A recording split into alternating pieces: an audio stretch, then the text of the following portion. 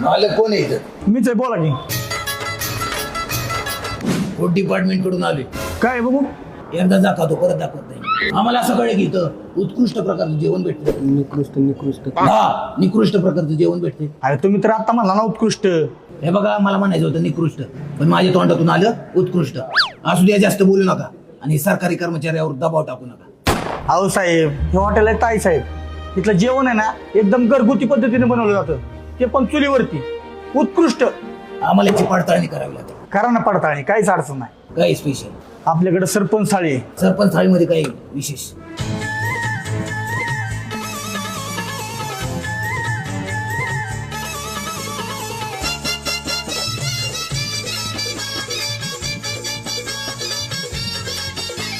तर साहेब जेवण कसं वाटलं?